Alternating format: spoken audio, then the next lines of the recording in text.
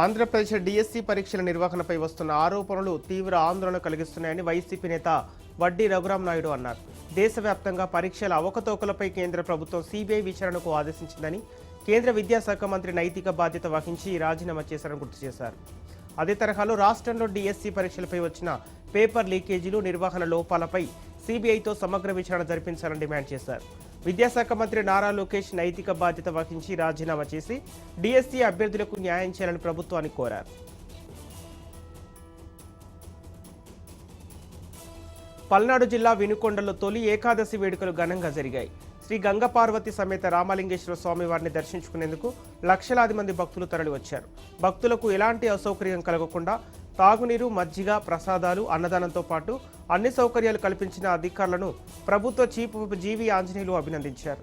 ముఖ్యమంత్రి చంద్రబాబు నాయుడు సహకారంతో ఘాట్ రోడ్డు, ఆలయ నిర్మాణ పనులు వేగవంతం చేసి 6 నెలల్లో పూర్తి చేస్తామని హామీ ఇచ్చారు.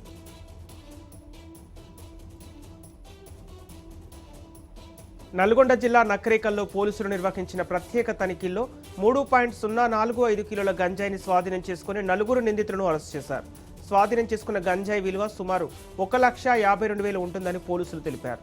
నిందితుల వద్ద నుంచి ఒక స్ప్లెండర్ ప్లస్ మోటార్ సైకిల్, ఒక మొబైల్ ఫోన్ కూడా స్వాధీనం చేసుకున్నారు. ఆంధ్రప్రదేశ్లోని అల్లూరి సీతారామరాజు జిల్లా నుంచి గంజాయిని తీసుకొచ్చి నకరేకల్ పరిసర ప్రాంతాల్లో విక్రయిస్తున్నట్లు దర్యాప్తులో తేలిందని పోలీసులు వెల్లడించారు. విజయవాడలో మాజీ ఎమ్మెల్సీ టీడీపీ జాతీయ ఉపాధ్యక్షుడు బుద్ధా వెంకన్న వైసీపీపై తీవ్ర విమర్శలు చేశారు. బీసీల గురించి మాట్లాడే అర్హత వైసీపీకి, అటు జగన్మోహన్ రెడ్డికి లేదని అన్నారు. బీసీ గర్జన పేరుతో మరో రాజకీయ నాటకానికి తెరలేపారని విమర్శించారు. తెలుగుదేశం పార్టీనే బీసీలకు అండగా నిలిచిన పార్టీ అని పేర్కొన్న ఆయన, కుల రాజకీయాలతో రాష్ట్రాన్ని విభజించే ప్రయత్నాలు మానుకోవాలని, బీసీల కోసం తాము చేసిన అభివృద్ధిపై చర్చకు రావాలని వైసీపీకి సవాల్ విసిరారు.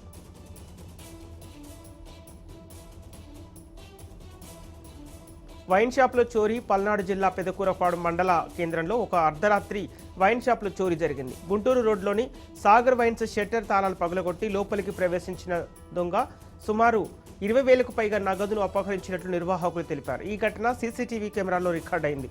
సమాచారం అందుకున్న పోలీసులు ఘటనా స్థలాన్ని పరిశీలించి క్లూస్ టీంతో వేలిముద్రలు సేకరించారు. కేసు నమోదు చేసి దర్యాప్తు చేపట్టిన పోలీసులు త్వరలోనే నిందితుడిని పట్టుకుంటామని తెలిపారు. హైదరాబాద్ అమీర్పేటలోని కాకతీయ కళావేదికలో నిర్వహించిన విలేకరుల సమావేశంలో బీజేపీ నాయకులు రాష్ట్ర ప్రభుత్వంపై విమర్శలు గుప్పించారు. పెండింగ్లో ఉన్న ఫీజు రియంబర్స్మెంట్, స్కాలర్షిప్ బకాయిలను వెంటనే విడుదల చేయాలని డిమాండ్ చేశారు. బకాయిలు చెల్లించకపోవడంతో లక్షలాది మంది విద్యార్థులు ఉన్నత విద్య, పరీక్షలు, ఉద్యోగ అవకాశాల్లో ఇబ్బందులు ఎదుర్కొంటున్నారని ఆరోపించారు.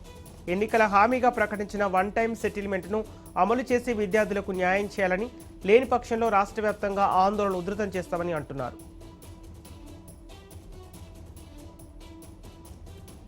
రాజన్న సిరిసిల్ల జిల్లా వేములవాడ భీమేశ్వర స్వామి ఆలయంలో మరోసారి అక్రమ వసూళ్ల ఆరోపణలు వెలుగుచూశాయి. తలనీలాలు సమర్పించుకునేందుకు వచ్చిన ఓ భక్తురాలు నుంచి కళ్యాణకట్ట సిబ్బంది అదనంగా డబ్బులు డిమాండ్ చేసినట్లు ఆరోపణలు వినిపిస్తున్నాయి. ఈ ఘటనకు సంబంధించిన వీడియో సోషల్ మీడియాలో వైరల్ కావడంతో భక్తులు ఆలయ అధికారుల తీరుపై ఆగ్రహం వ్యక్తం చేస్తున్నారు. అదనపు వసూలు చేయొద్దని అధికారులు పలుమార్లు హెచ్చరించినప్పటికీ పరిస్థితి మారటం లేదని విమర్శలు వ్యక్తమవుతున్నాయి. అక్రమ వసూళ్లకు పాల్పడుతున్న వారిపై కఠిన చర్యలు తీసుకోవాలని భక్తులు డిమాండ్ చేస్తున్నారు. రాజన్న సిరిసిల్ల జిల్లాలో ఏసీబీ అధికారుల పేరుతో సైబర్ నేరగాళ్లు కొత్త తరహా మోసాలకు పాల్పడుతున్నారు. మీపై ఏసీబీ కేసు నమోదైందంటూ ప్రభుత్వ ఉద్యోగులను బెదిరించి డబ్బులు వసూలు చేస్తున్న ఘటనలు కలకలం రేపుతున్నాయి. ఈ మోసంలో 2 విద్యుత్ శాఖ ఉద్యోగులు 1,50,000 సైబర్ నేరగాళ్ల ఖాతాలో జమ చేసినట్లు పోలీసులు తెలిపారు. బాధితుల ఫిర్యాదుతో కేసు నమోదు చేసి దర్యాప్తు చేపట్టిన పోలీసులు ప్రభుత్వ శాఖల పేరుతో ఎవరైనా ఫోన్ చేసి డబ్బులు డిమాండ్ చేస్తే నమ్మవద్దని, వెంటనే పోలీసులు లేదా సైబర్ హెల్ప్ లైన్ సంప్రదించాలని సూచించారు. పల్నాడు జిల్లా సత్తెనపల్లి పట్టణంలో ఉద్రిక్తత పరిస్థితులు నెలకొన్నాయి. తాలూకా సెంటర్ ఏరియా ఆసుపత్రి వద్ద బాధిత కుటుంబ సభ్యులు నిరసనకు దిగారు. అచ్చంపేట సీఐ శ్రీనివాసరావు, కానిస్టేబుల్ సురేష్ను సస్పెండ్ చేసి కఠిన చర్యలు తీసుకోవాలని డిమాండ్ చేస్తూ రోడ్డుపై బైఠాయించారు. దీంతో పోలీసులు, బాధితుల మధ్య వాగ్వాదం చోటు చేసుకుని ట్రాఫిక్కు అంతరాయం ఏర్పడింది. పరిస్థితి ఉద్రిక్తంగా మారడంతో స్పెషల్ బ్రాంచ్ పోలీసులు రంగంలోకి దిగి నిరసనకారులను అదుపులోకి తీసుకున్నారు. అంబేద్కర్ కోనసీమ జిల్లా పి గన్నవరం టీడీపీ కార్యాలయంలో ఉద్రిక్తత పరిస్థితులు చోటు చేసుకున్నాయి. పార్టీ ఇన్ఛార్జి పదవి విషయంలో తెలుగు తమ్ముళ్ల మధ్య వాగ్వాదం జరిగి అది చేతులాటకు దారితీసింది. జిల్లా అధ్యక్షుడు గత్తుల సాయి సమక్షంలోనే నేతలు ఒకరిపై మరొకరు తోసుకుంటూ ఆగ్రహం వ్యక్తం చేసినట్లు సమాచారం. దీంతో కొద్దిసేపు పార్టీ కార్యాలయం రణరంగంగా మారింది. నాయకుల మధ్య వర్గపోరు మరోసారి బయటపడటంతో కార్యకర్తలు అవాక్కయ్యారు.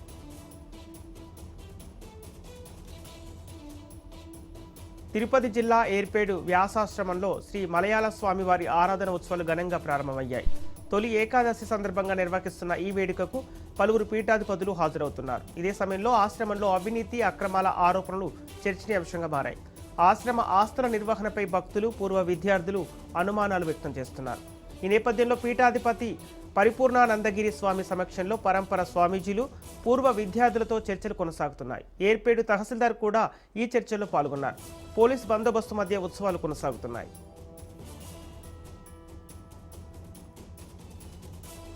అనంతపురం జిల్లా గుంతకరలో తొలి ఏకాదశి వేడుకలు ఘనంగా జరిగాయి. రాజేంద్రనగర్ శ్రీ వెంకటేశ్వర స్వామి ఆలయం భక్తులతో కిటకిటలాడింది.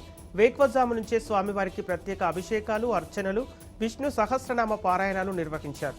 గోవింద నామస్మరణల మధ్య భక్తులు స్వామివారిని దర్శించుకొని తీర్థ ప్రసాదాలు స్వీకరించారు. తొలి ఏకాదశి నుంచే చతుర్మాసం ప్రారంభమవుతుందని ఆలయ అర్చకులు తెలిపారు. భక్తులకు ఎలాంటి ఇబ్బందులు లేకుండా దర్శనం, క్యూలైన్లు, ప్రసాదాల పంపిణీకి ప్రత్యేక ఏర్పాట్లు చేసినట్లు వెల్లడించారు. నంద్యాల జిల్లాలో స్థల వివాదం ఘర్షణకు దారితీసింది. నందికొట్కూరు యువకుడు సామిరెడ్డిపై మాజీ మున్సిపల్ చైర్మన్ సుధాకర్ రెడ్డి దాడి చేశారనే ఆరోపణలు వచ్చాయి. ఇరు వర్గాల మధ్య జరిగిన గొడవకు సంబంధించిన దృశ్యాలు సోషల్ మీడియాలో వైరల్ అవుతున్నాయి. ఈ ఘటనపై పోలీసులు కేసు నమోదు చేశారు. సుధాకర్ రెడ్డితో పాటు మరో ఇద్దరిపై కేసు నమోదు చేసి దర్యాప్తు చేపట్టారు.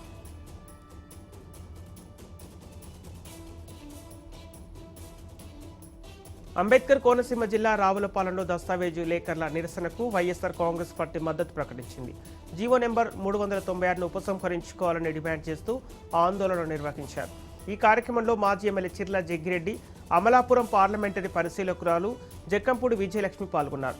రిజిస్ట్రేషన్ వ్యవస్థ ప్రైవేటీకరణ వల్ల ప్రజల ఆస్తుల భద్రతకు ముప్పు ఏర్పడుతుందని వారు ఆరోపిస్తున్నారు. జీవో 396తో వేలాది మంది దస్తావేజు లేఖర్లు, డిటిపి ఆపరేటర్లు, టైపిస్టులు, స్టాంపు విక్రయేతల ఉపాధిపై ప్రభావం పడుతుందని పేర్కొంటూ ప్రభుత్వం వెంటనే నిర్ణయం వెనక్కి తీసుకోవాలని డిమాండ్ చేశారు. అంబేద్కర్ కోనసీమ జిల్లా ముమ్మిడివరం నియోజకవర్గంలోని కుడలేశ్వర స్వామి ఆలయంలో సాధువుల సేవాభావం భక్తులను ఆకట్టుకుంది. తొలి ఏకాదశి సందర్భంగా ఆలయానికి తరలివచ్చిన భక్తులకు ఇద్దరు సాధువులు అన్న సమారాధన నిర్వహించారు. గత 2 ఏళ్లుగా ఆలయ ప్రాకారం వెలుపల ఉంటున్న వీరు భిక్షాటన ద్వారా వచ్చిన ఆదాయాన్ని కూడబెట్టి ఈ సేవా కార్యక్రమం చేపట్టారు. గతంలోనూ మజ్జిగ పంపిణీ, అన్నదాన కార్యక్రమాలు నిర్వహించినట్లు ఆలయ వర్గాలు తెలిపాయి. సాధువుల త్యాగం, సేవాభావాన్ని భక్తులు అభినందిస్తున్నారు. డాక్టర్ బిఆర్ అంబేద్కర్ కోనసీమ జిల్లా అంతర్వేది శ్రీ లక్ష్మీ నరసింహస్వామి ఆలయంలో తొలి ఏకాదశి సందర్భంగా వరణ సూక్త పారాయణం వైభవంగా నిర్వహించారు. ఆషాఢ శుద్ధ ఏకాదశి నుంచి ప్రారంభమయ్యే చతుర్మాస్య వ్రత కాలంలో స్వామివారి నిత్య కైంకర్యాలను ఆగమశాస్త్ర నియమాల ప్రకారం నిర్వహించేందుకు అర్చకులు ఈ కార్యక్రమాన్ని చేపట్టారు. సమృద్ధిగా వర్షాలు కురిసి పంటలు బాగా పండాలని, రైతాంగం సుభిక్షంగా ఉండాలని స్వామివారిని వేడుకుంటూ ప్రత్యేక పూజలు చేశారు. ఆలయంలో ప్రత్యేక అభిషేకాలు, హోమాలు నిర్వహించగా పెద్ద సంఖ్యలో భక్తులు స్వామివారిని దర్శించుకున్నారు.